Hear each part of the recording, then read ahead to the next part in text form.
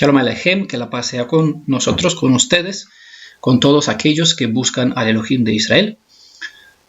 Sea que su Ruach, el Elohim Altísimo, esté con cada uno de nosotros en ese día de Shabbat y siempre y cuando abrimos las Escrituras a fin de conocerlo, de entender mejor su voluntad y saber mejor lo que Él tiene previsto para nosotros en los días en cual vivimos. Como sabemos, en el libro del profeta Amos, capítulo 3, verso 7, está bien escrito que Elohim no hace nada sin revelar desde antes lo que habrá de hacer en el futuro a sus siervos o mediante sus siervos. En esta ocasión vamos a abrir un nuevo libro de las Escrituras, el libro del profeta Zacarías, y lo vamos a presentar dentro de la serie Profecías al Día. El propósito es de compartir en cada ocasión un nuevo capítulo, explicándolo verso por verso, de tal modo que usamos la historia del pasado o lo que sucedió en el pasado para presentarlo en el tiempo en cual nosotros vivimos, ya que las profecías no cambian y las Escrituras revelan que lo que sucedió sucederá.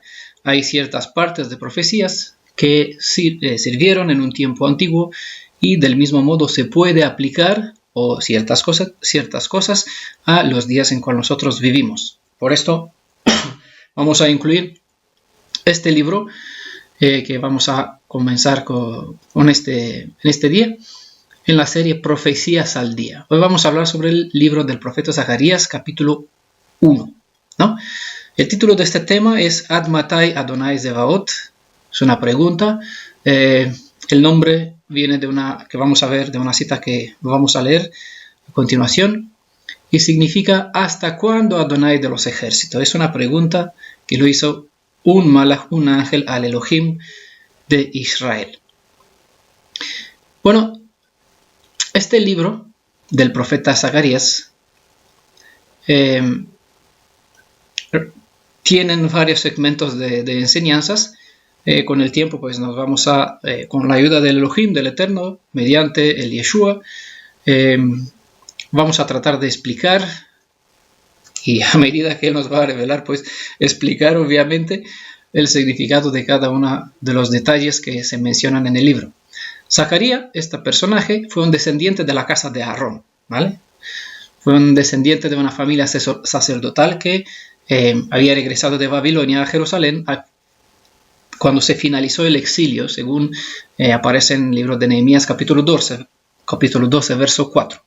Su nombre hebreo de Zacarías es Secariah y significa Yah ha recordado, o Yah es la forma poética corta de las cuatro consonantes y Yod Hei Vav Hei, Elohim, quién será, quién fue, quién es, ¿no?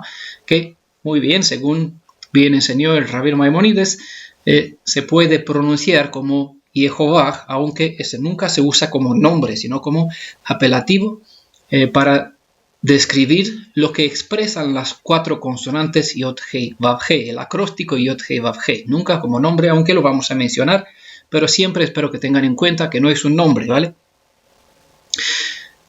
Adonai ha recordado, es el significado del nombre del profeta Zacarías. En Esdras capítulo 5, verso 1 y capítulo 6, verso 14, se menciona a Zacarías como hijo de Ido, pero no hay duda que en ambos casos se trata de una misma persona, del mismo profeta contemporáneo al profeta Hageo. Con el mensaje de esta visión, Elohim quiso transmitir en este capítulo, ¿no?, que vamos a tener cuenta el capítulo 1, es el mensaje que Elohim quiso transmitir al pueblo exiliado mediante su servidor, que una nueva historia está a punto de comenzar. El centro de la fe hebrea y la esperanza de la nación hebrea es ver restaurado el lugar donde Elohim eligió como morada suya, Sion, en aquel contexto hablando sobre la ciudad de Jerusalén y el templo especialmente. Los eventos ocurrieron en el segundo año del rey Darío I, o más o menos noviembre del 520 antes de era común, ¿no? Entonces situamos este relato a 2520 años antes de nuestros días. A unos 18 años prácticamente desde la llegada de los exiliados de Babilonia. Esta profecía se sitúa entre las profecías de Hageo, donde él presentó cierta profecía en capítulo 2, verso 1 al 9, y desde el capítulo 2, verso 10 al 23. ¿No? En este lapso, en este espacio del verso 9, verso 10 del capítulo 2, es donde se sitúa prácticamente las palabras que vamos a tener en cuenta en este capítulo. Zacarías nació en Babilonia durante el cautiverio y era muy joven cuando regresó a Jerusalén, más o menos alrededor del año 538, antes de nuestra era. El rey Ciro de Persia derrotó a Babilonia en 539 y decretó que los cautivos podrían regresar a su tierra natal. Zacarías y Ageo estaban entre los primeros en regresar. Hubieron, si recuerdan, tuvo lugar 3 retornos, si no me equivoco, pero en la primera sección regresó Zacarías y Ageo. No regresaron todos los judíos, bueno, no todos los que componían, los que vivían anteriormente en la tierra de Judá, porque no solamente habían descendientes de Judá, sino de los levitas, también de la tribu de Dan y de otras familias de otras tribus que se aferraron al pueblo de la tierra de Judá en el momento cuando el reino se dividió en 2, ¿no?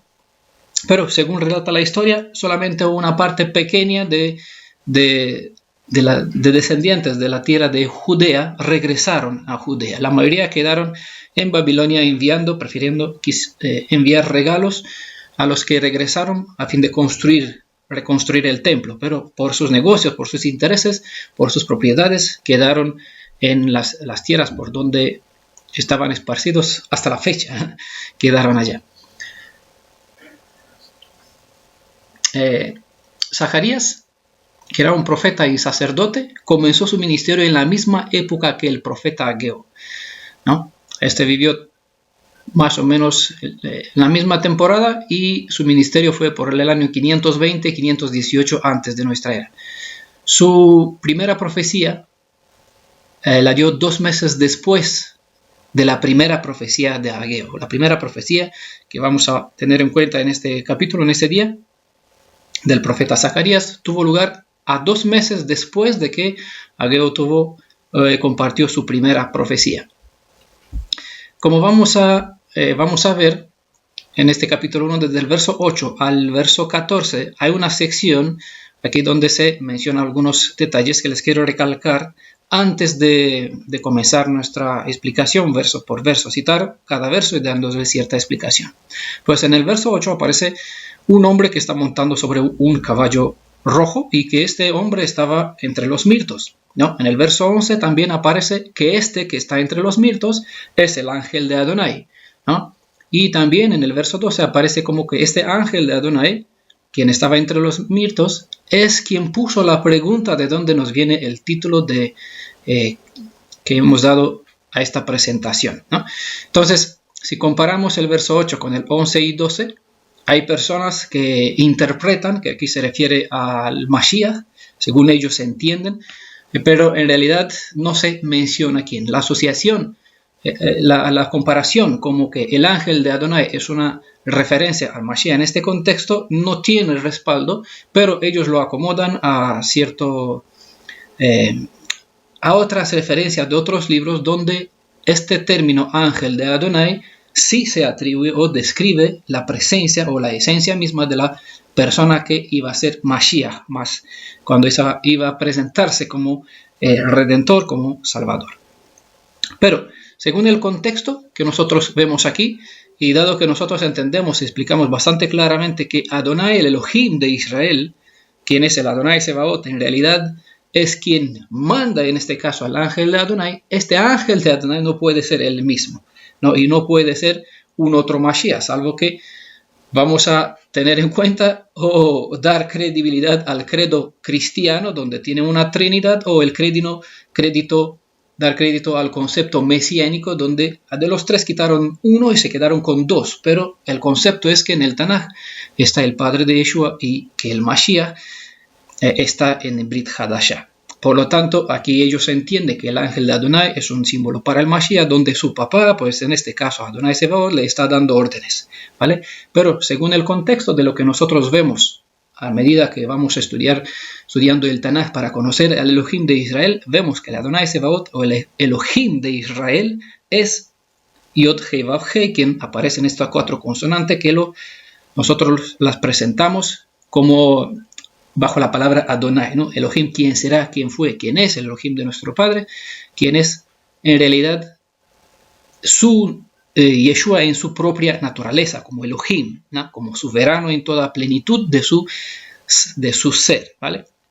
El mismo quien dijo que será su redentor. Entonces entendemos que este ángel de Adonai o este hombre montado en caballo rojo no tiene nada que ver con Yeshua, con la interpretación como muchos lo dan, y mucho menos se identifica quién es, ¿no? Y luego también es importante tener en cuenta que detrás de este personaje, de este ángel que estaba hablando, que estaba entre los mirtos, que se comunicaba con Adonai, había otros caballos rojos, alzanes y blancos, vamos a hablar sobre ellos, y eso lo hace un poquito, lo pone de una categoría diferente de ellos, no lo incorpora como el cuarto grupo, porque el color del caballo rojo sobre el cual parece como jinete está cabalgando, sería parte de los caballos rojos, ¿no? Es decir, en todo caso sería parte de uno de los 3 grupos de caballos. Vamos a ver en otro capítulo que hay 4 caballos, ¿no? 4.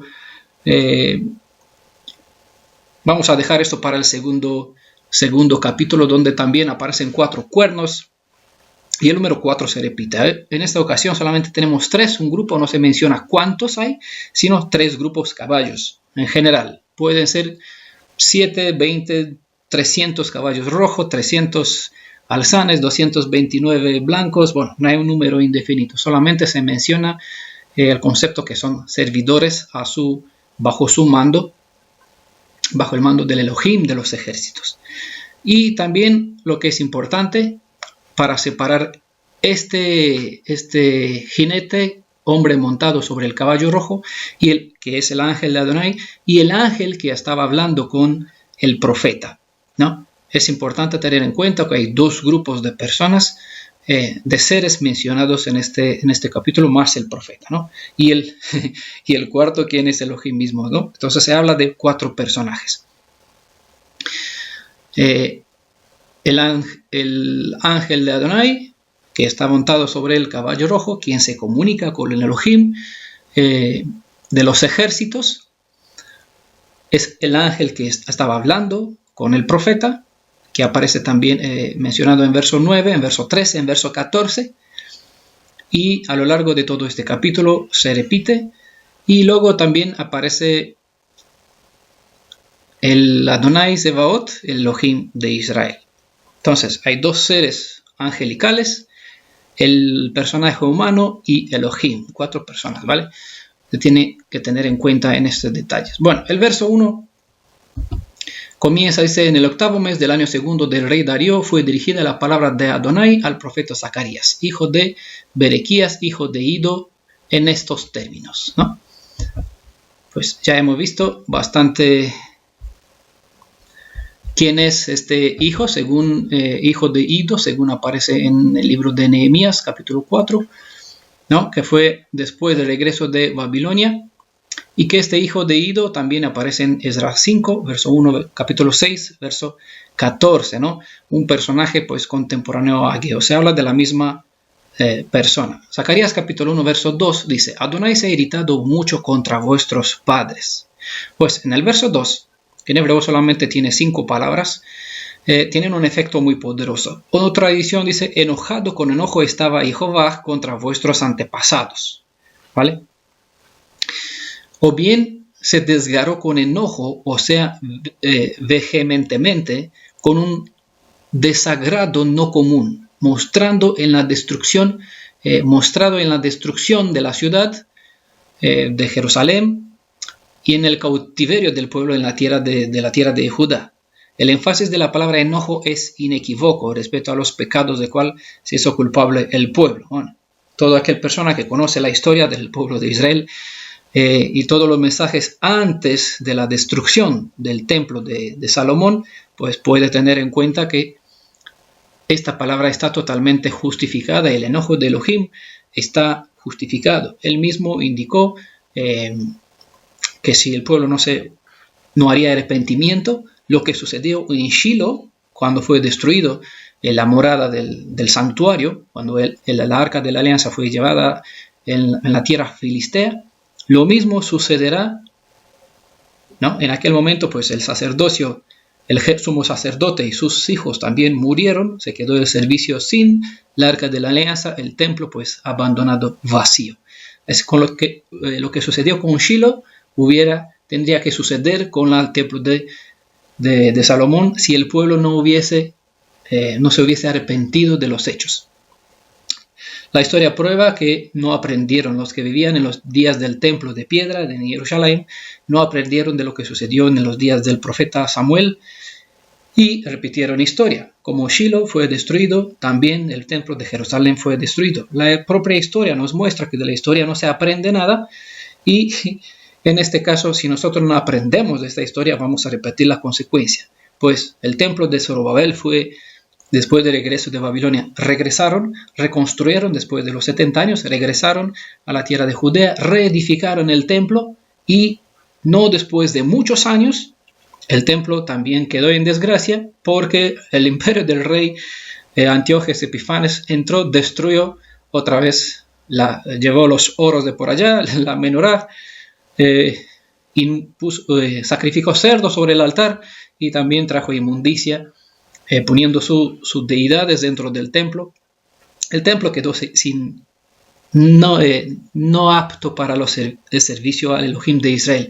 El caso es que el mundo siempre trata de lo bueno que fue la historia de los macabeos, pero nunca habla por qué se llegó a este castigo para que el templo sea otra vez conquistado bajo el dominio de gentiles. ¿Ya? Nunca se aprende. La gente hoy celebra Hanukkah en memoria de una dedicación del altar, pero nunca se para a preguntar, bueno, ¿qué estamos festejando en realidad? ¿Por qué se llegó para que el templo sea desamparado en aquel tiempo? Pues como no aprendió nada de Shiloh, no aprendió nada de la destrucción del templo de Salomón, no aprendieron nada de la destrucción de lo que sucedió en los días de los macabeos, no aprendieron nada 70 años más tarde, cuando después de Yeshua, cuando el templo de Jerusalén otra vez fue destruido. ¿No? Tu casa quedará abandonada hasta que, dirás, y hasta el momento el pueblo queda desamparado y todavía como pueblo, la casa de Judá no ha emprendido el camino para hacer teshuvá, arrepentimiento, para regresar a sus raíces y regresar a la Torá, ¿no? Efectivamente anda en los caminos de los propios padres de antaño. Adonai se ha irritado mucho contra vuestros padres, ¿no? Verso 3. Zacarías 1, verso 3. Les dirás, ¿no? Aquí empieza un mensaje que recibió el profeta. Así dice Adonai Sebaot. Volveos a mí, palabra de Adonai Sebaot, y yo me volveré a vosotros, dice Adonai de los ejércitos, ¿no? Elohim de los ejércitos es Adonai Sebaot. El título Adonai Sebaot aparece 53 veces en este libro y se refiere al hecho de que Elohim es el Adón de todos los ejércitos, sean ellos ángeles o los 12 tribus de Israel, ¿no? Se pueden aplicar en los dos sentidos, Elohim de los ejércitos de Israel o el Elohim de los ejércitos celestiales. Y de aquí vemos a Yeshua que decía Pedro, cree que no puedo mandar a mi Padre que 12 legiones, mandar que 12 legiones de ángeles esté a mi servicio. Bueno, entendemos por qué los malachim sirven a Yeshua. De esta frase conocida, que seguramente todos lo conocen, de tal palo, tal astilla, se desprende que los hijos salen iguales a los padres, ¿vale? En este contexto no hay nada gracioso, tiene gracia porque me hace gracia porque todo lo que sucede se explica y la historia o el propio lenguaje que nosotros tenemos confirma el hecho que repetimos historia, ¿no? Y eso puede ser agradable o desagradable. Mi alegría es por el gozo que las escrituras se confirman y las palabras, incluso los dichos, revela que las palabras de las Escrituras son ciertas cuando declara juicio sobre los que andan en los mismos caminos de los padres, tal como ellos anduvo mal, pues igualmente habla muchas veces sobre los reyes de Israel, anduvo en el camino de sus padres, ¿no? Si su padre fue un buen rey en Israel, obediente a la Torá, pues también su hijo y por ende también su pueblo. Si el padre anduvo mal en contra de Elohim, pues su hijo también y el pueblo mucho más, ¿no? Volveos a mí, dice Elohim, y yo me volveré. Es decir, el transgresor emprende el camino de regreso para que humildemente se reconcilie con su Elohim como la segunda consecuencia. Y como una segunda consecuencia, yo me volveré a vosotros, ¿no? Es lo que quiere decir esta cita. Así dice Adonai Sebaot, volveos a mí y yo me volveré a vosotros. Si leemos en el libro de Jacob, el libro de Santiago, como mal está llamado en las ediciones cristianas, capítulo 4, verso 8 al 10, dice, acercaos a Elohim. Eso es el consejo, ¿no? Y Él se acercará a vosotros, ¿vale? De aquí el concepto, porque lo que aparece en Brit Hadashah debe ser edificado sobre el Tanaj. Entonces, Santiago y Jacob usa este término, este concepto que está en el Tanaj y lo vuelve a repetir. Acercaos a Elohim y Él se acercará a vosotros. Purificaos. ¿Cómo me puedo acercar a Elohim? Pues es el siguiente paso. Hay que hacer el procedimiento como vimos en las presentaciones anteriores, pasar por medio de agua, limpiarnos y luego acceder al sacrificio invocar el sacrificio de la sangre de Yeshua para que su ruaj pues nos confirme. Los 3 pasos. Purificaos pecadores las manos, limpiad los corazones. No ese es el ritual de poner agua sobre las manos. No es eso el sentido, sino porque en nuestras manos hemos trabajado inmundicia. Limpiad los corazones, ¿vale? No las manos por encima, sino dentro del interior, porque es allá donde mira Elohim. Hombres irresolutos, dice. Lamentad vuestra miseria, entristeceos y llorad, que vuestra risa se cambie en llanto y vuestra alegría en tristeza. Humillaos ante Adonai y Él os ensalzará. Pues si leen bien la cita, como aparece en Jeremías capítulo 3, verso 12, Ezequiel capítulo 18, verso 30, Miqueas 7, 19 y otras, verán que la historia se repite y dado que andamos en los malos caminos de nuestros antepasados, y como por años hemos adorado deidades ajenas y vivido en contra de las normas de la Torá, nuestro Elohim nos indica que debemos seguir el camino hacia la reconciliación con Él, para que seamos restaurados tal como Él ha prometido. Si regresamos a Él, Él regresará a nosotros, y se dejará hallar de aquel que lo busca de todo su corazón. Seguramente reconocen esa cita que está en Jeremías 29, verso 30 al verso 14. Por favor, léalo ustedes. Vamos a citar algunas citas para no demorarnos mucho tiempo. Ustedes pueden parar, poner pausa en el audio e ir comprobando las citas que las indico. Somos responsables ante nuestro Redentor por nuestros actos. Ni la herencia ni el ambiente nos puede atrapar y no podemos utilizar esas excusas para disculpar nuestros pecados. Aprendamos las lecciones reveladas en las Escrituras para que evitemos los errores que otros cometieron. ¿Vale? Otros, me refiero a los antiguos, a nuestros padres que se menciona en el Tanaj, en las Escrituras hebreas, también el Brit Hadashah. Un segundín.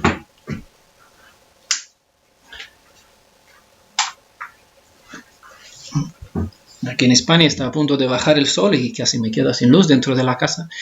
Así que tuve que encender la bombilla, ¿no? Zacarías capítulo 1, verso 4. No seáis como vuestros padres, a quienes los antiguos profetas gritaban así. Volveos de vuestros malos caminos y de vuestras malas obras. Pero ellos no escucharon, ni me hicieron caso. Palabra de Adonai. Obviamente no eran a los profetas a quien tenían que escucharles, sino a Elohim, que mandaba palabra mediante los profetas.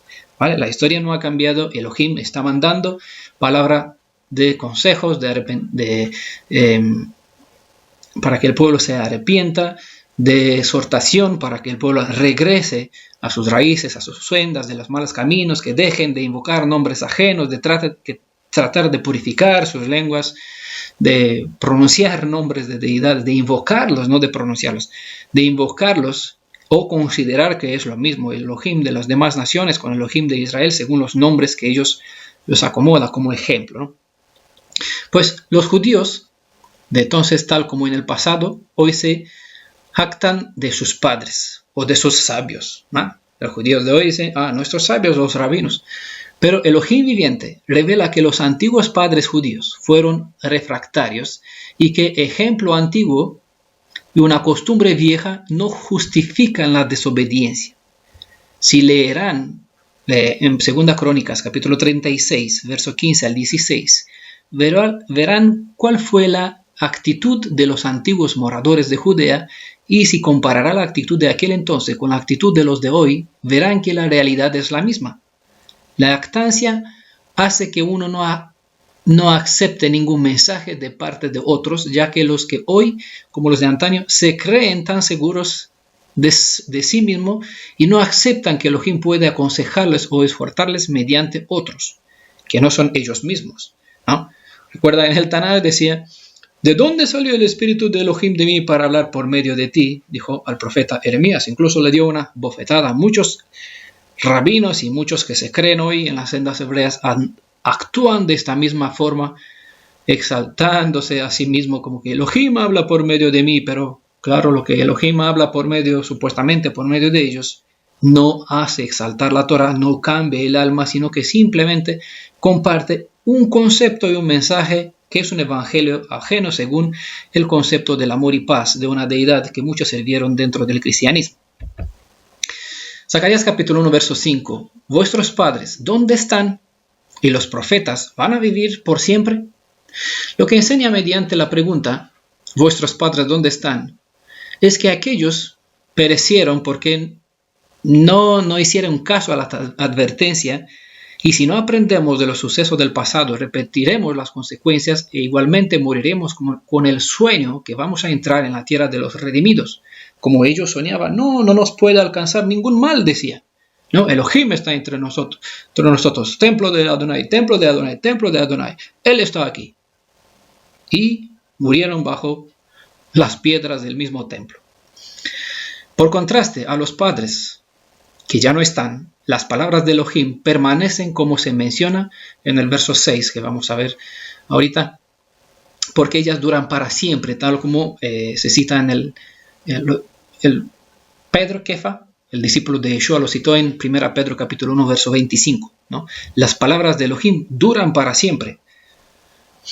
Adonai dice mediante sus palabras en una antigua profecía que sigue siendo vigente, ¿no? Vuestros padres han perecido tal como fue predicho, y la muerte de ellos debería preveniros a vosotros. Pero vosotros diréis, los profetas también son muertos. Y eso es cierto, porque no obstante, mis palabras no mueren, aunque muertos ellos, los padres, los profetas, las palabras proféticas de Elohim, que vienen de parte de él, cumplidas, se probaron como cumplidas en contra de vuestros padres, ¿no? Se comprobó en contra de nuestros padres, y estas palabras no murieron con ellos, ¿no? Aquí está el consejo, pues guardaos, entonces no sea que participéis de la suerte de ellos. Es el mensaje que Elohim quiere transmitir mediante estas palabras. ¿Dónde están vuestros padres? Y los profetas van a vivir por siempre. No, el pueblo no hubo siempre profeta en medio de ellos, y la realidad es que el mensaje compartido mediante los profetas se cumplió en la vida de los padres que, al probarse como transgresores, pues sufrieron el castigo anunciado mediante los profetas. Ahora, ni los profetas ni los antepasados no viven. Entonces, ¿a quién nos importa a nosotros la historia del pasado? Sí nos importa, porque lo mismo que sucedió sucede. Porque si nosotros no tenemos en cuenta los consejos de los profetas, de los mensajeros de Elohim, de los centinelas que tienen hoy,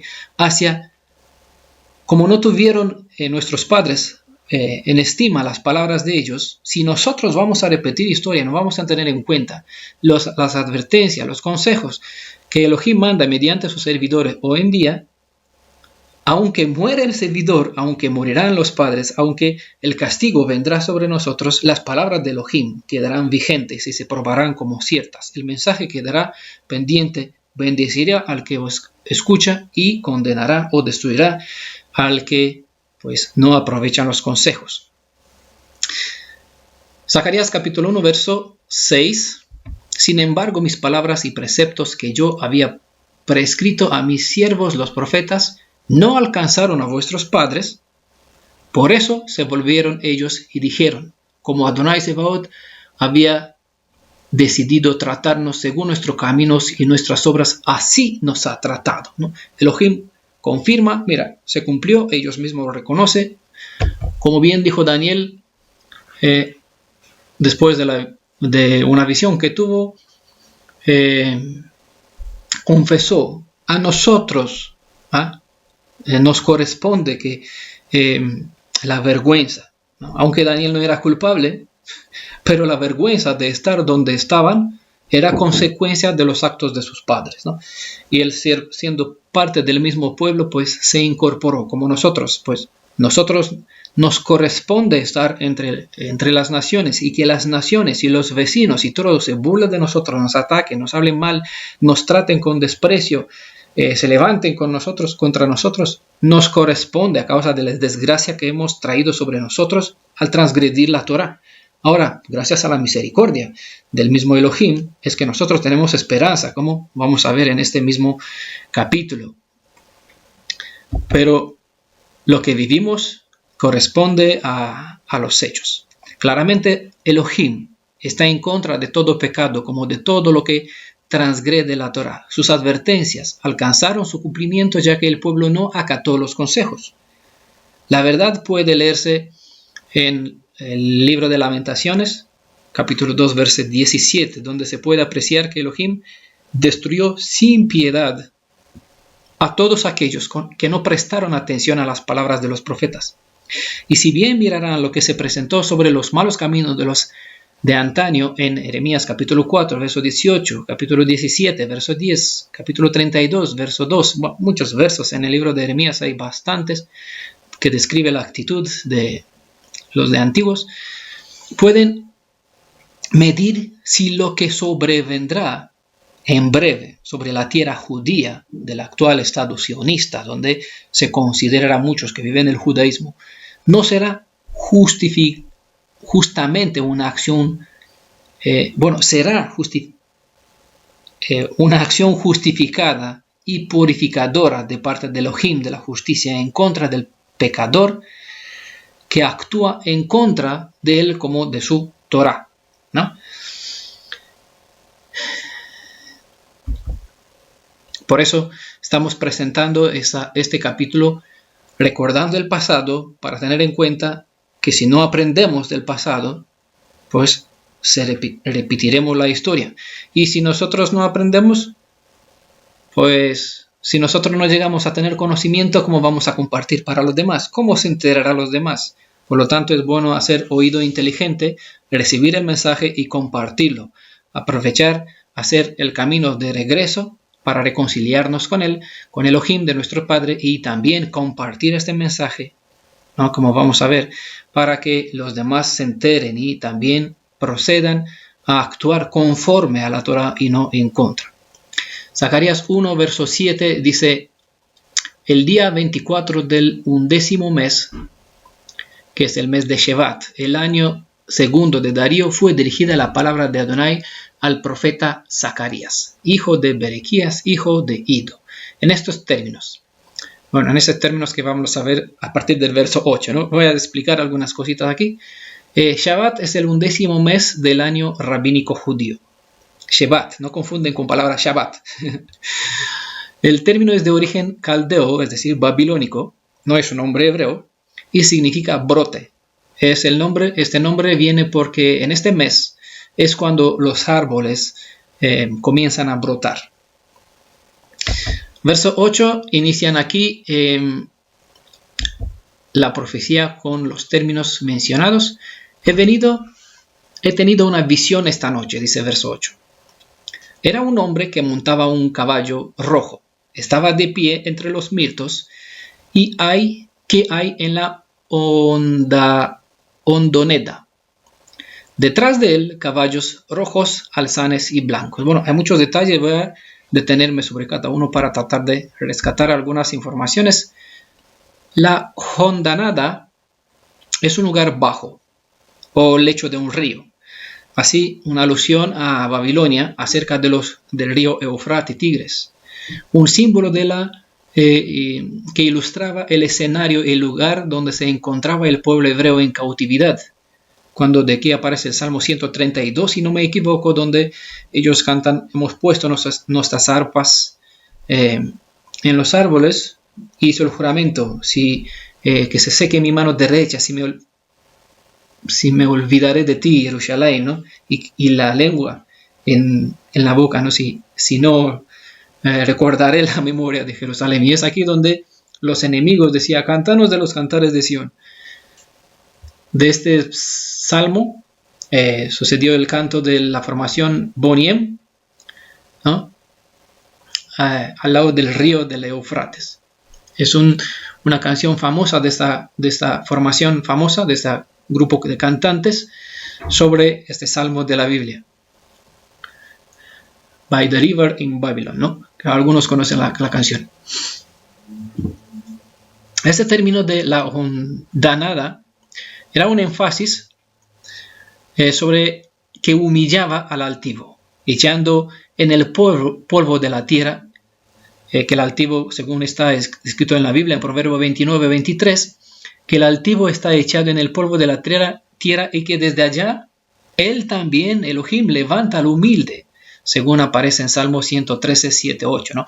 Son verdades, dos ilustraciones que dentro del concepto del propio lenguaje metafórico hebreo, estas palabras tienen su significado, es decir, las palabras para una mente hebrea hablan por sí mismas cuando una persona está ubicada dentro del concepto cultural, mental, ¿no? Donde las palabras, ciertas comparaciones tienen su significado. Hoy lo leemos y no nos dice nada. Por eso hace falta explicar el sentido y situarlo un poquito en el contexto para que nosotros veamos lo que ellos podrían entender en aquel momento, qué es lo que el profeta transmitía, ¿no? Es lo que se entienden por esto hondonada, ¿no? Es este lugar al lado de los ríos, ese símbolo de humildad. Entre los mirtos dice que este hombre estaba montando sobre un caballo de pie entre los mirtos. Pues este concepto, este término, el mirto, se deleita en lugares bajos y en las márgenes de las aguas. Es donde crece en general.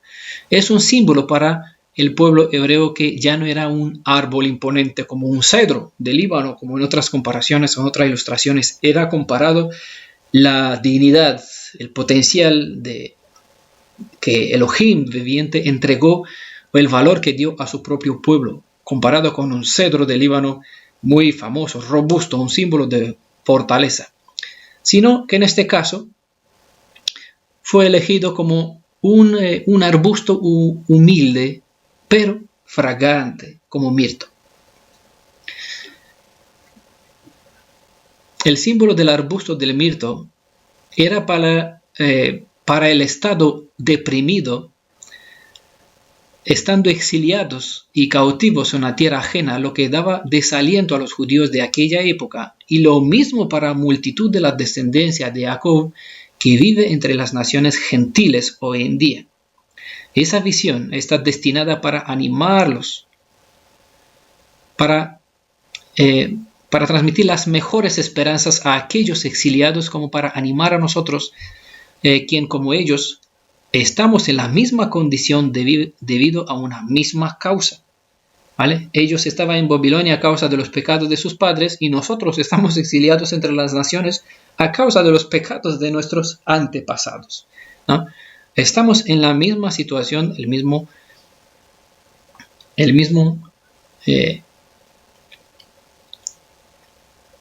contexto. Es debido a la presencia del ángel de Adonai. Es una garantía para la seguridad de la nación hebrea aún exiliada, aun cuando ahora es humilde. Me refiero a nuestra generación hoy en día.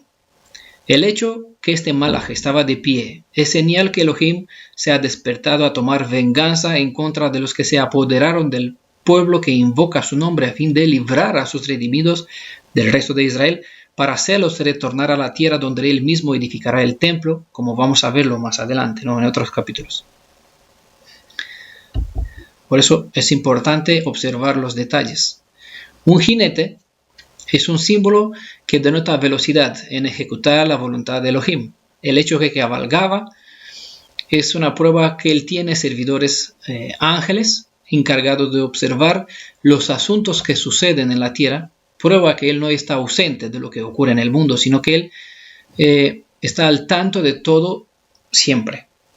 Según se menciona en el verso 10 que vamos a ver, esos jinetes cabalgan sin cesar, observando lo que sucede en la tierra, trayendo sus informes, ¿no? En otra ilustración se presenta como los malaj que suben y bajan por la escalera, ¿no? En el sueño de Jacob, y como dijo Yeshua, pues ellos ven, hablando de que estamos bajo la protección de sus ángeles, y los que tienen confianza y invocan el nombre de Yeshua, pues esos malaj siempre ven la cara del Padre de Yeshua, es decir, siempre comunican, hay una comunicación directa entre el cielo y la tierra.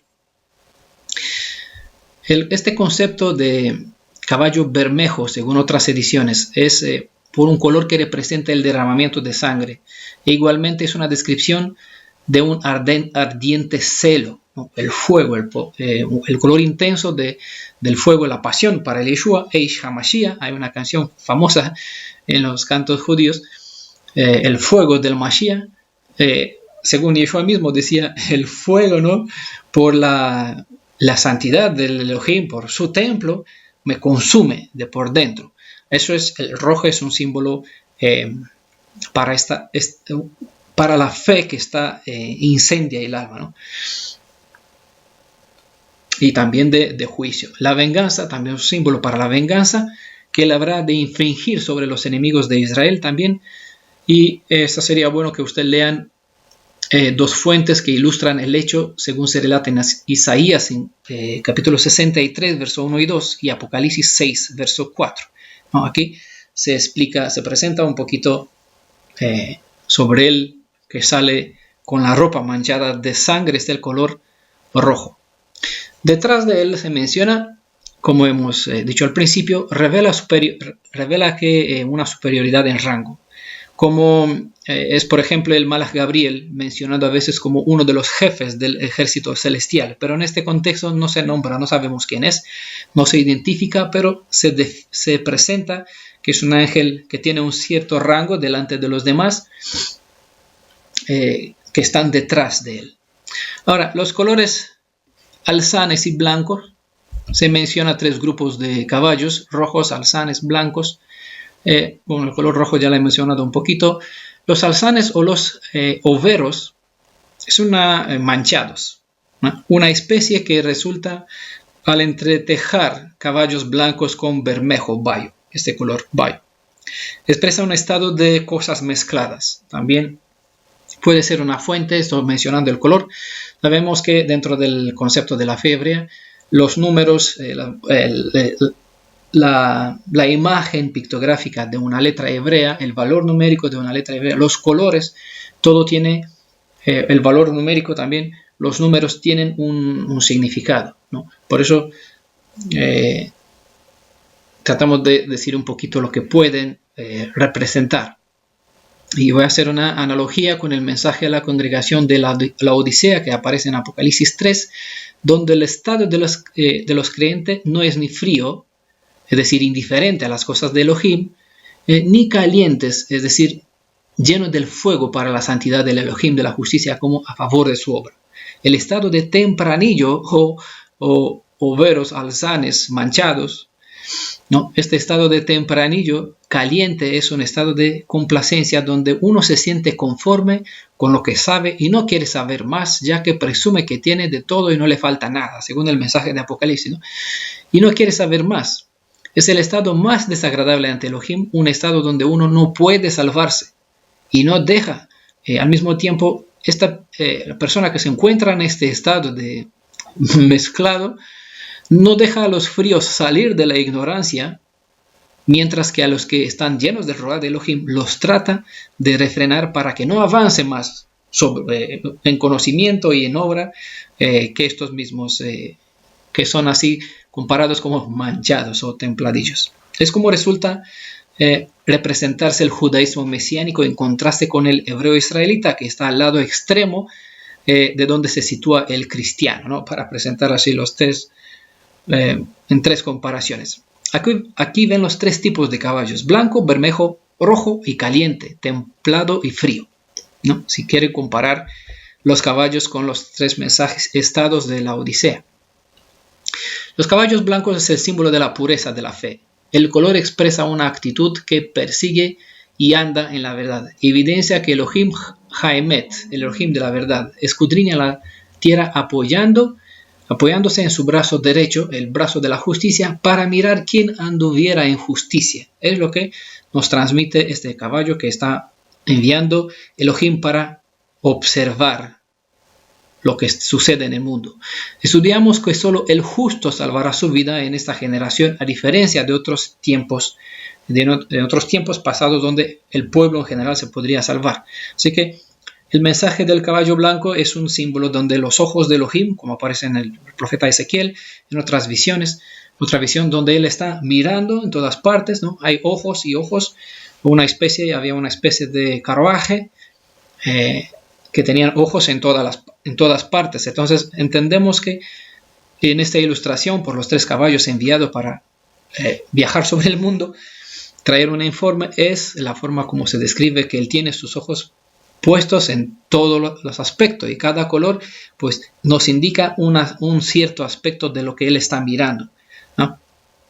Describiendo una acción que él determinará después. En este caso el color blanco es lo que está mirando, lo que busca, esta pureza que hay en la fe de los demás, a ver si están así, y en función de eso pues evaluará según la justicia si a uno le corresponde pues estar a la izquierda o a la derecha, ¿no?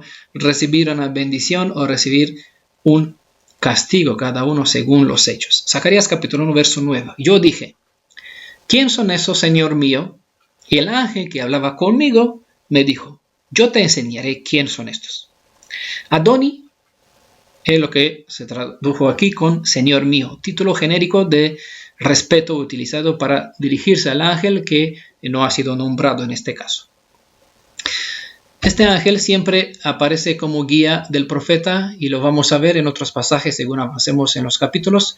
Los que siguen las enseñanzas que presenté recordarán la explicación sobre la cadena de mando dentro del plan de redención, según se revela en el primer verso del primer capítulo del libro de las revelaciones, el libro de Apocalipsis. Hay veces cuando un mensaje nos llega mediante Yeshua directamente hacia el servidor, y hay veces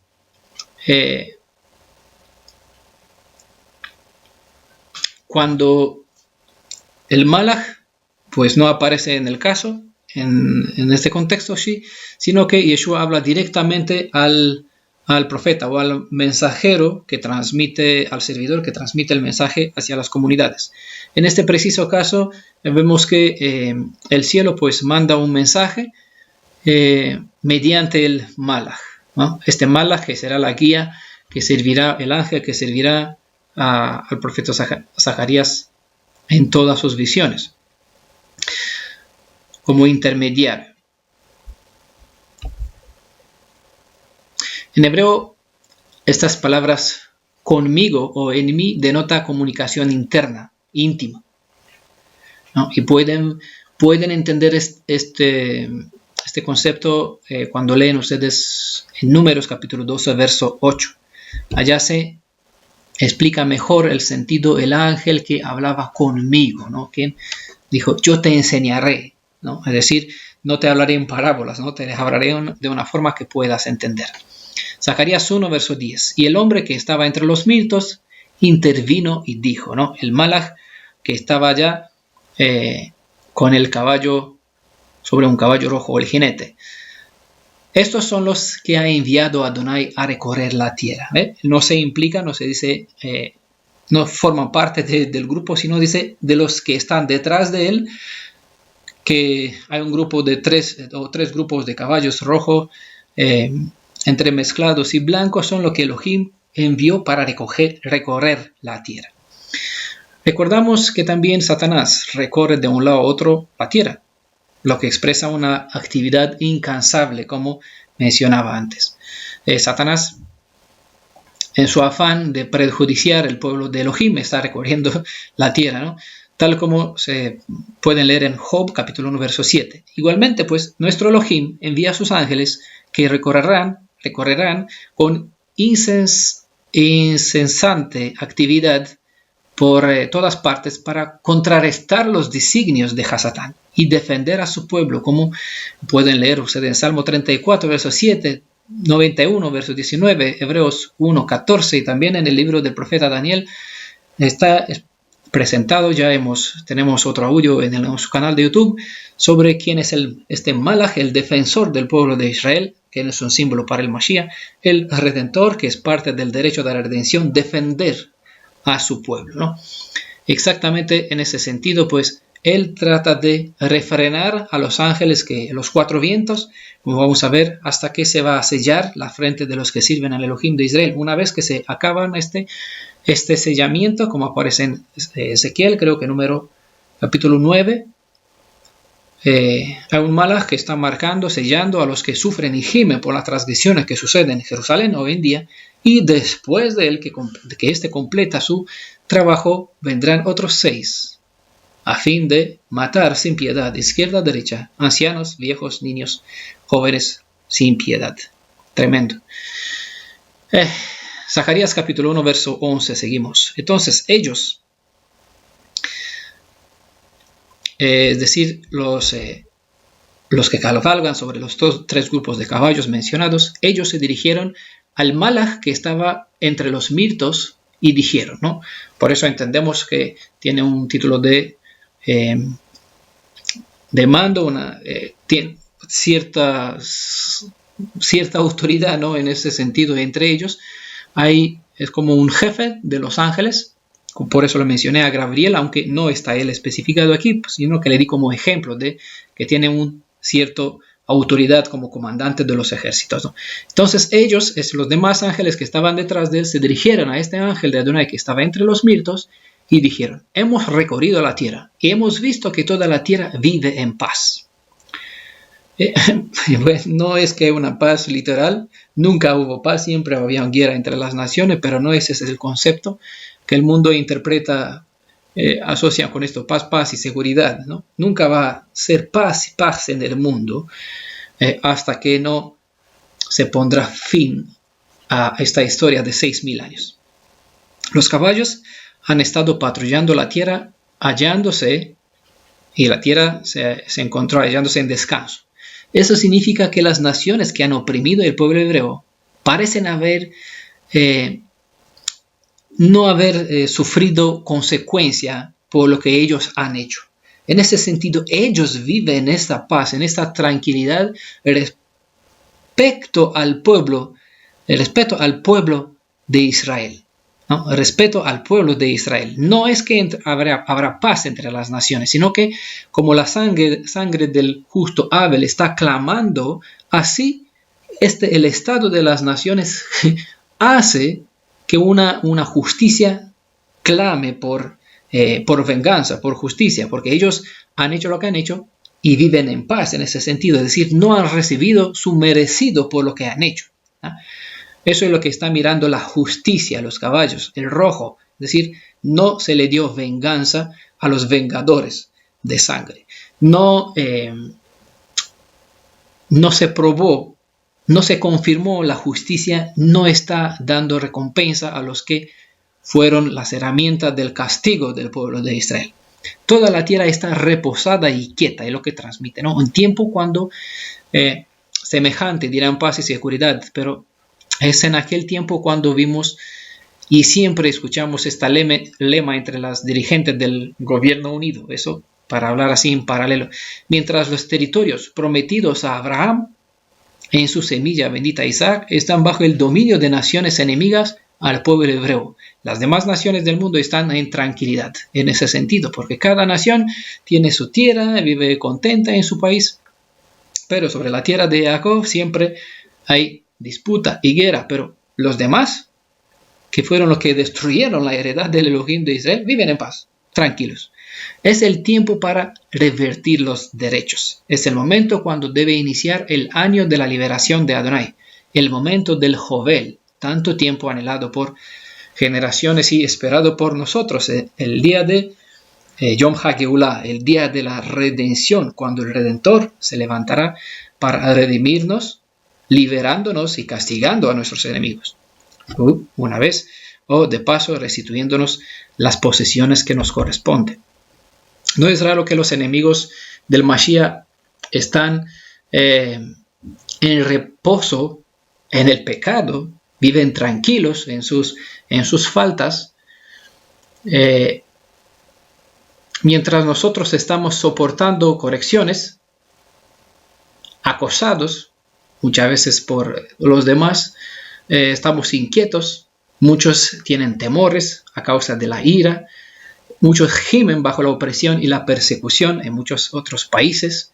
Siempre recibimos noticias de judíos golpeados, asesinados, matados, y no solamente en la tierra sionista, sino por Estados Unidos, por Europa, por todas partes del mundo, por donde se menciona el nombre de un linaje hebreo, siempre reciben un maltrato, mientras ellos, los demás, viven en paz.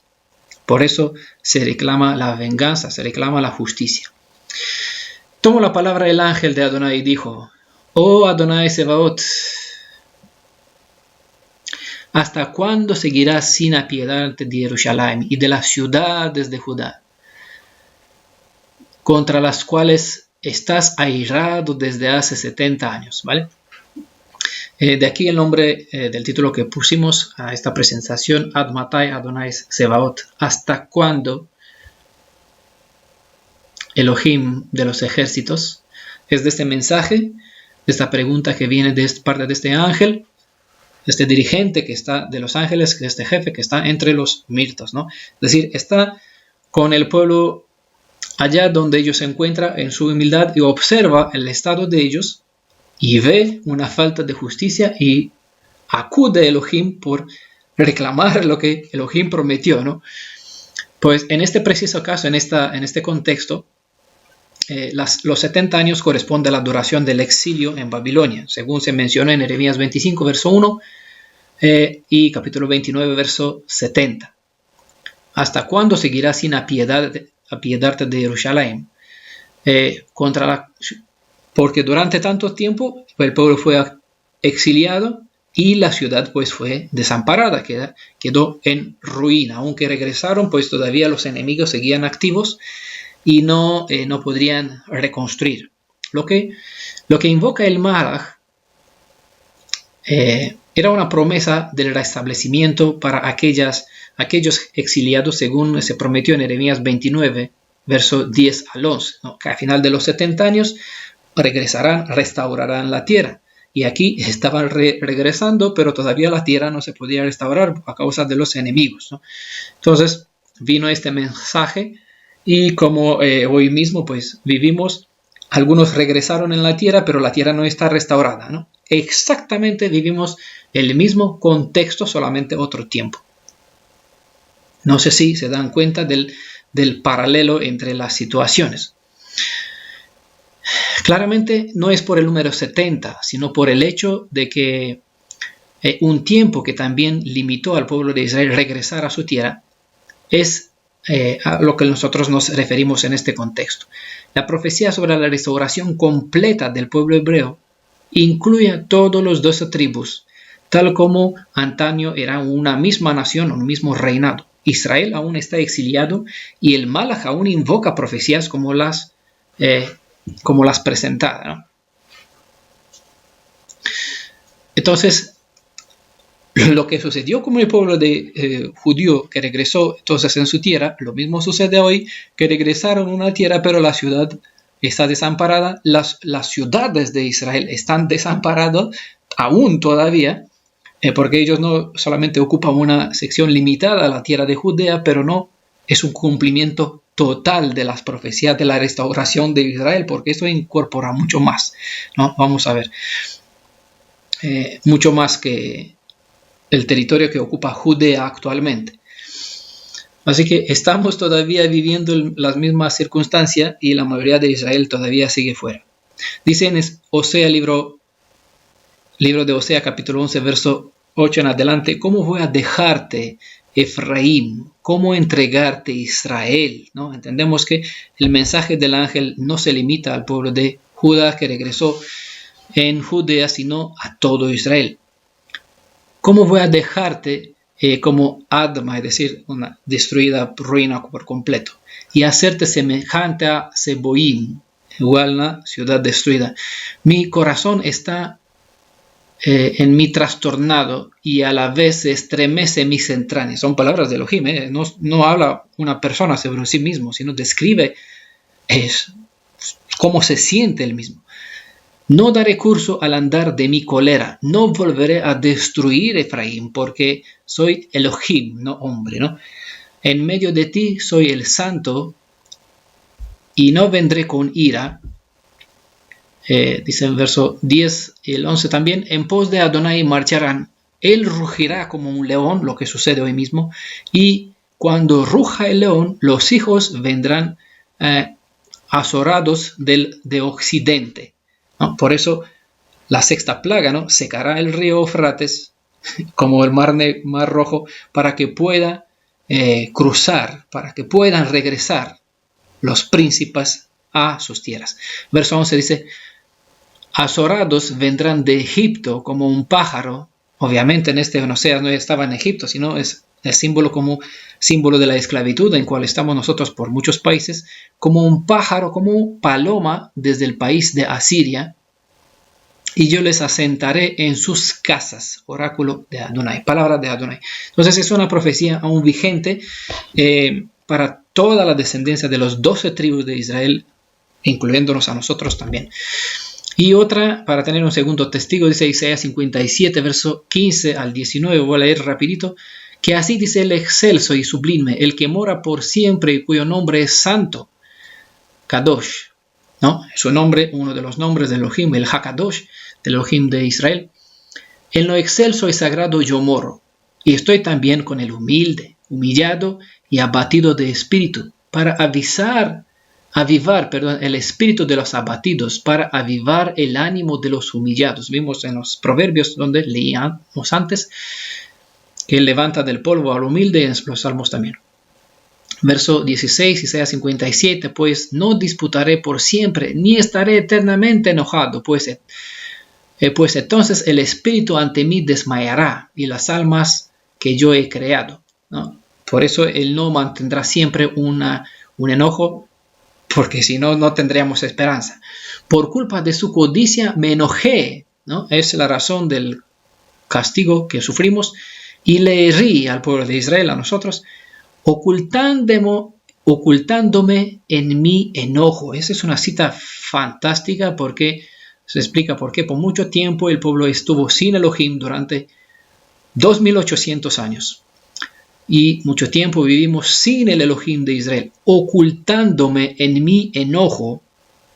Y eso escondió también su nombre y no lo conocimos hasta la fecha. Desde el Tanaj, aunque está mencionando cuál es su nombre redentor, lo ocultó hasta el momento cuando lo tenemos bastante bien claro quién es la identidad y cuál es su nombre verdadero del Elohim, Salvador y Redentor, del Adonai de Israel. Pero el rebelde seguía su capricho, ¿no? Dice verso 17, entonces, aunque Elohim actuó así, el rebelde seguía su capricho. Lo mismo sucede y lo mismo sucederá con los que Elohim pues le ocultará su cara. Ellos no tendrán esperanza. Lo presentamos en otra parte de Profecías al Día, donde cuando Elohim oculta su cara, no hay esperanza para las personas. Verso 18-19 dice: sus caminos vi, yo le curé y le guiaré, y le daré ánimos a él y a los que con él lloraban, poniendo alabanza en los labios, ¿no? Revertiendo el asunto del esclavo, pues lo hizo príncipe. Paz, paz al de lejos y al de cerca, dice Adonai, yo le curaré. Son palabras que el Malach todavía invocan sobre Ad Matai. ¿Hasta cuándo, Adonai? ¿Hasta cuándo tardarás para restaurar la soberanía de tu pueblo Israel de Sion? Zacarías 1, verso 13, sigue Adonai respondió al ángel que hablaba conmigo, ¿no? Aquí el Malach que está entre los mirtos, pues lanza una pregunta: ¿hasta cuándo Ad Matai Elohim? Y de aquí nos viene el mensaje, no para el ángel, porque para él es irrelevante, sino el mensaje de esperanza es para nosotros, dándonos el tiempo y las palabras de esperanza. Respondió al ángel que hablaba conmigo. Le pregunta el ángel que estaba entre los mirtos, ¿no? Y contesta al ángel que estaba con el profeta. Palabras buenas, palabras de consuelo. Vemos de nuevo que Elohim, como en este caso, contesta al pueblo mediante un Malach que comunica su mensaje al profeta para que éste lo envíe para su pueblo. Es según la cadena de mando, cómo funciona revelada dentro del plan de redención. Zacarías 1, verso 14 dice: y el ángel que hablaba conmigo me dijo. No nos presenta qué palabras contestó al ángel Elohim, pero vemos el mensaje que el ángel está diciendo al profeta: clama y di. ¿Clama a quién? Al pueblo, ¿no? Obviamente. Y di que, pues así dice Adonai Shebaot: celoso estoy por Jerusalén y por Sión con gran celo. ¿Vale? Clama, es decir, proclama de modo que seas oído claramente por todos, al estilo de Isaías 58, verso 1, donde se presenta: levanta tu voz como si fuera el sonido de un shofar fuerte, ¿no? Celoso, aparece Elohim. Aquí, celoso estoy por Jerusalén. Es una descripción porque él es el esposo de Israel y Jerusalén es el símbolo de su esposa, de la suma de los redimidos, como un esposo celoso por su esposa que es injuriada por otros. Esa es la actitud de Elohim. Y dice: clama, para presentar eso contra las naciones ajenas que en este caso dominan sobre el pueblo de Israel, las que injurian al pueblo de Israel, a la prometida de Elohim. Este pueblo que es exiliado entre las naciones. Una vez más, él tiene buenas palabras hacia los suyos, como aparece en Joel, el libro de Joel capítulo 2, verso 18 especialmente. Allá está dada una profecía que se cumplió literalmente en los días de los discípulos. Nosotros vamos a vivir en contexto del Joel capítulo 3, pero como se mandó palabras antes de la destrucción de Shiloh, antes de la destrucción del segundo templo, antes de la destrucción que iba a suceder para decir así entre comillas, lo que sucedió con los Antíoques Epifanes, antes de la destrucción del templo de Jerusalén en los días de Yeshua, también se mantuvo palabras. Y antes la generación de hoy tenemos los mismos consejos de los antepasados. Quien aprovecharán los consejos en esta generación se salvarán tal como se salvaron los que creyeron en Yeshua, mientras los que no creyeron en él fueron matados, perseguidos entre las naciones, muchos esclavos hasta la fecha, exiliados. Esos últimos no entrarán en la nueva Jerusalén, ¿va? Aplicando en los días de hoy, todo aquel que no invocará el nombre de Yeshua no hallará salvación, es decir, se quedará fuera, no entrará en la nueva Jerusalén, quedarán fuera donde está el lloro y el crujir de dientes. No habrá un exilio, cautividad para ellos, sino lo que se expresa en Brit Hadashah, en otras parábolas, con los que se quedarán fuera, los que se le quitarán la ropa porque no tienen la ropa correspondiente, serán echados fuera donde sea el lloro y el crujir. Los que no aprovecharon la invitación a la boda, pues también el ejército del rey que el rey mandó, pues los alcanzó y los destruyó. Y así otras parábolas con los invitados a la boda que no aprovecharon de las cartas del momento actual, en cuando él está restaurando el ruaj y la esposa se claman: ven, y el que escucha venga, y el que quiera que beba gratuitamente, sea gentil, sea descendiente de Israel. Zacarías capítulo 1, verso 15, y con gran irritación, irritado, dice, contra las naciones que se sienten seguras y que cuando yo estaba poco irritado, contribuyeron a mal. Y con gran enojo, estoy enojado. Esta vez el enojo se desvía de Judá, del pueblo de Israel, hacia las naciones. Vimos en un verso anterior, dice en el verso 2, enojado con enojo estaba Jehová con vuestros padres. Adonai se ha irritado mucho contra vuestros padres. Y aquí en el verso 15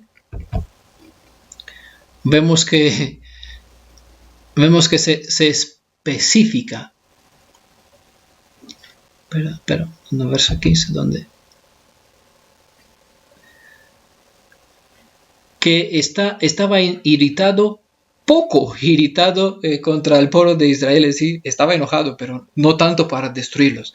Pero ahora, como las naciones que fueron la herramienta para castigar a Israel, contribuyeron sobre el mal de Israel para destruirlos, pues Elohim dice, el que os toca, toca a la niña de mis ojos, tiene una gran irritación y con gran irritación irritado contra los que aprovecharon de la desgracia que vino sobre el pueblo de Israel. Y lo mismo sucederá, razón ahora para castigar las naciones que circunrodean a Israel actualmente, sea las naciones vecinas del Estado de Israel actual, como las naciones entre cuales también estamos exiliados nosotros, que porque por extensión se aplican a todos, según otras referencias de otros contextos bíblicos.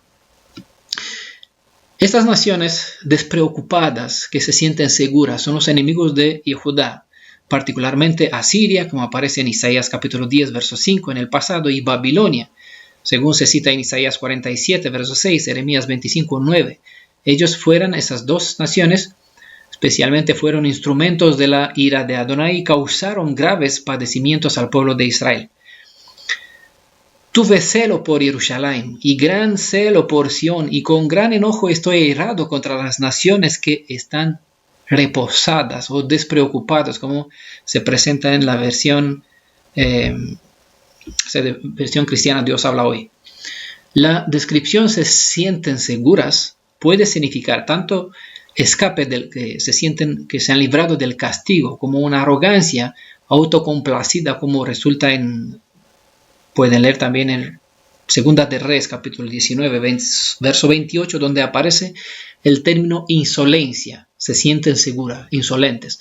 O en el Salmo 123, verso 4, donde aparece una palabra correspondiente al arrogante, que es orgullosos.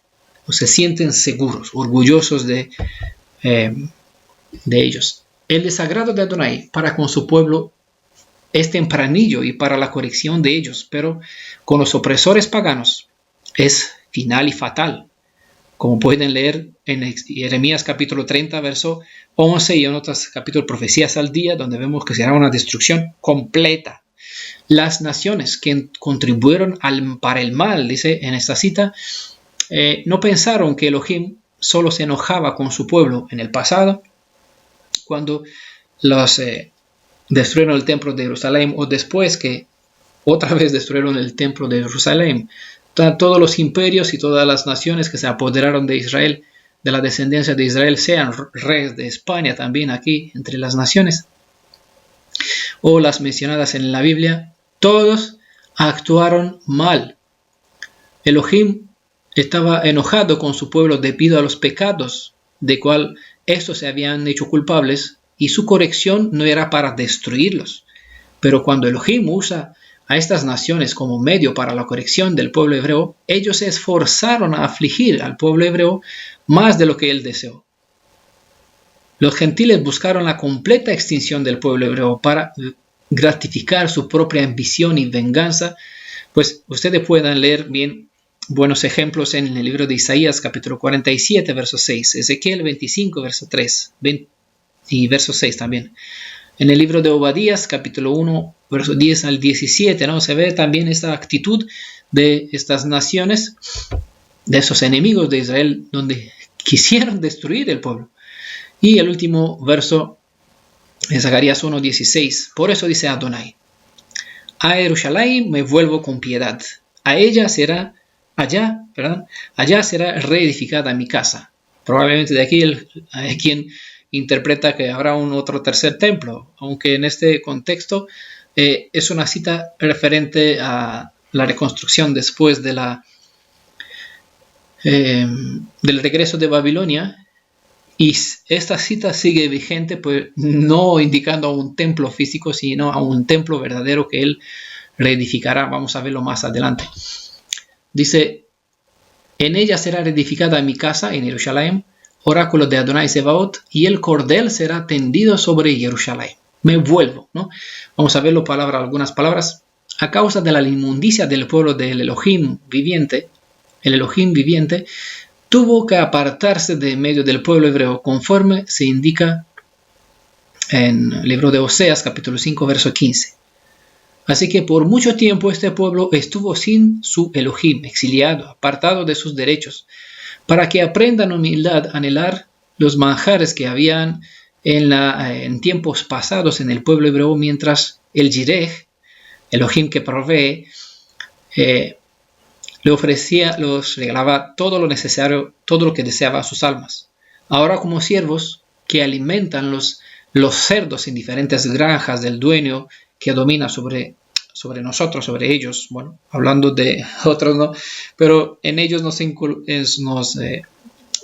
implicamos nosotros que formamos parte del pueblo de Israel, y hablando así genéricamente, por eso hay un dueño que se apodera de ellos, es decir, de toda la descendencia del pueblo de Israel, incluyéndonos a nosotros. Es bueno que tengamos en cuenta la parábola del Efraín, que es el hijo pródigo, porque como Efraín, así la descendencia del pueblo de Israel hoy en día, pues estamos mirando hacia Sion, donde sabemos, ¿no? Como hijo pródigo sabía que en la casa de su padre había manjares, mientras allá sufrían, limitándose a un mendrugo de pan y a un trago de agua, el mínimo que Elohim prometió para los exiliados. Y es lo que tenemos, una llamita pequeñita que él hizo mantenerse viva como un pequeño templo entre las naciones. Es en Sion donde el verdadero templo del Elohim viviente, el templo viviente, será reedificado. Y este templo será hecho no de ladrillos, no de piedra, no se traerán sacrificios, sino que serán hechos de auténticas piedras vivas, que son las almas de los redimidos. Una perfecta morada como ofrenda de grato olor, que nuestro sumo sacerdote Yeshua ofrendará ante su papá, ante su propio padre. ¿Vale? Esta ofrenda que será un sacrificio que se probará mediante los hechos agradables, los buenos hechos conforme a la Torah, que aparece en Apocalipsis mediante la ropa blanca que vestirán los redimidos, ¿no? Esta ropa blanca es la pureza del cumplimiento o de la obediencia a la Torah. Es el propósito de la obra de redención, elevarnos a reflejar la imagen y semejanza de nuestro Hacedor, de Yeshua. Es el propósito de todas las leyes de la Torah, elevarme a este nivel que se presenta como ropa blanca, como un sacrificio de grato olor. La palabra edificada en hebreo que aparece en este texto, en hebreo es banaj, que significa construir, fundar, organizar, tener progénitos. En ese sentido, edificar una familia, ¿no? Usualmente se refiere a una ciudad, una casa, un templo, un cuarto, un altar, una puerta, bueno, etc. Ocasionalmente quiere decir edificar algo, sin especificarse, salvo que el contexto lo revela, como está en Salmo 102, verso 16. Por cuanto Adonai habrá edificado a Sion y a su gloria, y en su gloria será visto. Es una promesa cumplida en su debido tiempo, pero aún pendiente, ¿no? Percibimos en la presentación del Shabbat pasado que los ancianos, ¿no?, verán su gloria, verán su resplandor, no todo el pueblo, sino como los 70 ancianos en los días de Moisés, exactamente ahora, durante el milenio, el momento cuando Él revelará su resplandor, su poderosa actitud para restaurar a su pueblo. Dice, los ancianos pues tendrán acceso, es decir, ciertas personas, ciertos dirigentes, ¿no? Tendrá acceso a una comunicación más íntima, más directa con Elohim. No necesariamente quiere decir que verán su presencia, pero estarán en su presencia en ese sentido, que tendrán comunicación directa con Él. Es una bendición. De esta construcción, de esta palabra Banaj, proviene el título Ben, que en hebreo es hijo, ¿no? Traducido al hijo, y Banim, que son niños, de la palabra hebrea Banim, lo cual constituye una sugerencia lingüística de que las hijas y los hijos son los edificadores o el fundamento de las futuras generaciones. En este concepto este concepto nos sitúa a nosotros en el contexto de nuestros días, donde somos la generación descendiente de Israel que vamos a construir la nueva nación hebreo-israelita. El cordel que se menciona aquí, que Elohim hará que una vez más se extienda el cordel, es una unidad de medida, ¿no? Un metro, como tenemos hoy, o un nivel láser para los más que están más al tanto con tecnología. Un cordel es una cuerda, una medición, una referencia que la tierra hebrea será restaurada y sus dueños recuperarán sus herencias. Una herencia clara hacia el significado de la ley sobre el año jubileo, el año Jovel, ¿no? También es una afirmación para que aquellos cautivos en Babilonia, para ellos tenían el significado debido a lo que hizo el profeta Jeremías, cuando en medio de la inminente destrucción de la ciudad de Jerusalén, como si nada había de pasar, se puso a negociar la compra de un cierto pedazo de tierra. No sé si conocen la historia, puedan leer en Jeremías capítulo 32. Y este hecho fue profético, que hizo recordar a los presentes que la tierra será restaurada y los moradores regresarán a sus hogares después de un cierto tiempo, ¿no? 70 años. Solo si cambiamos de personas, estilo y situación, nos damos cuenta que la profecía sigue siendo válida, según se menciona en el verso 15, el verso 43 de Jeremías 32. Zacarías 17 es el último verso. Clama también y dice Adonai, así dice Adonai Zebaot, aún han de rebosar mis ciudades de bienes, aún consolará Adonai a Sion, y aún elegirá a Jerusalén. Bueno, esta expresión repetida aún o de nuevo recalca la continuidad de la historia pasada del pueblo escogido, el pueblo que descendió de Abraham, con el cual Elohim viviente había hecho un pacto eterno. Y así nos alcanza. Él los ha castigado a nuestros antepasados, pero también Él nunca ha rechazado a su pueblo. Él ha causado la herida, dice en el Tanaj, y Él es quien la curará. Él curará a su pueblo de esta herida. La frase de nuevo, escogerá a Jerusalén, se halla también en el capítulo 2, verso 12 y capítulo 3, verso 2. Vamos a hablar sobre ella a su debido tiempo. El hecho que se menciona mis ciudades es una evidencia que la promesa no se limita a la ciudad de Jerusalén, sino a la suma de los territorios ocupados por las 12 tribus. Todas las ciudades sobre las cuales se ha extendido el cordel de Elohim cuando ha dividido la tierra de Canaán serán recobradas y aún más, ya que la promesa original incluye toda la superficie terrestre desde el río Eufrates hasta el río Nilo. Esta será la superficie que ocupará el reino de los redimidos, de lo que aparece llamado en Apocalipsis 20, la nueva Jerusalén, ¿no? Esa es la superficie que heredarán el pueblo de redimidos ahora cuando regresarán a sus tierras. Bueno, espero que me acompañe en los siguientes capítulos. Esperamos que Elohim pues, nos acompañe también y que nos dé inspiración, palabra, para poder explicar una por una todos los términos que aparecen en esos capítulos, lo que es más relevante como con sentido común para nuestra generación, para que aprendamos de ellas. Ya me quedo sin batería, así que está bien. Desde España, pues que tengan Shavuot, feliz semana a todos, en el nombre de nuestro Redentor Yeshua, para la honra para siempre de su Papá. Shalom, un abrazo para todos. Beshem Yeshua.